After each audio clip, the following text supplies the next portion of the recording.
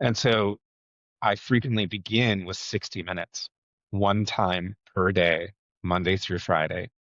And I do it almost for a month before we try to build onto a second sprint because That you have to develop the muscle. hmm And you talk a lot about that timepiece kicking in, and it's not doing something a couple times and expecting grandiose results.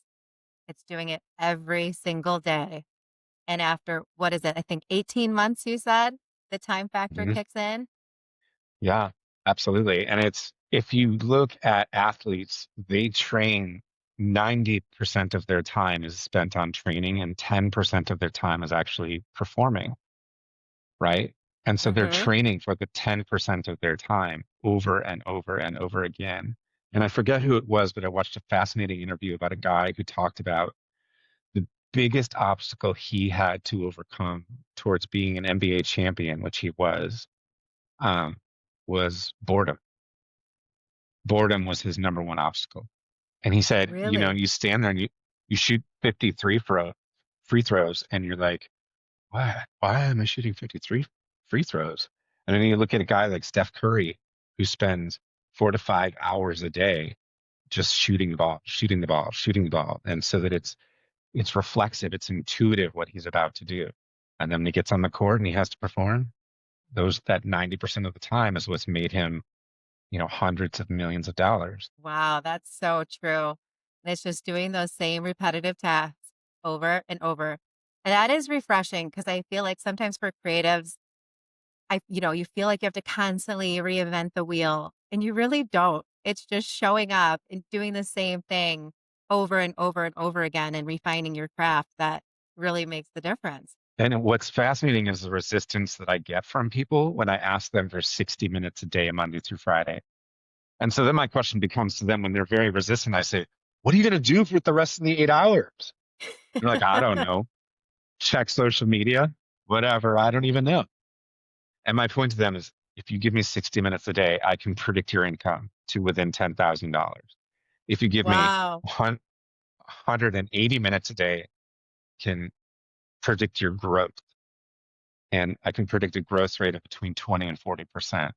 And what people don't want to realize is that there is a huge responsibility for them to do repetitious tasks. And every person I've ever known that's super successful, from owners of huge brokerages to owners of huge businesses, they did everything every day incrementally towards a larger goal. And people can't do that.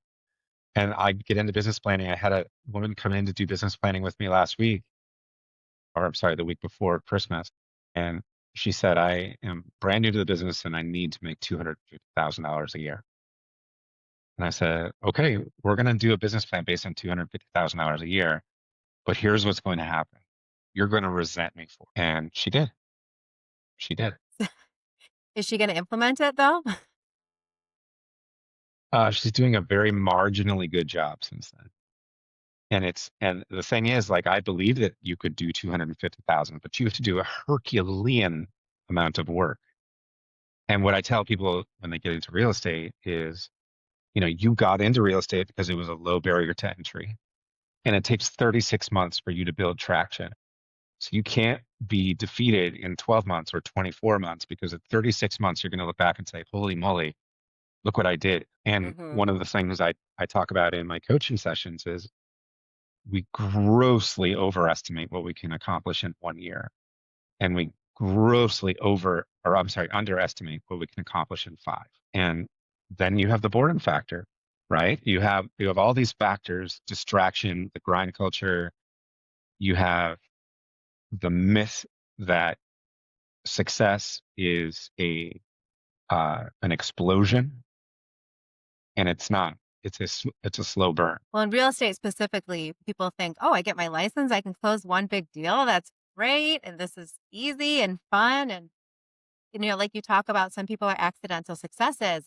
And I can absolutely see that happening. And if you're not very intentional about it, as you've probably seen over and over again, those people burn out. They don't build their business in a way that's predictable. And Yeah. it sounds like following a method and actually putting intention behind the things that you're doing you can predict results to a point. You can't, know what outside circumstances are going to hit you, but at least you know that you're relying on yourself and your systems and getting a strong Yeah. foundation there.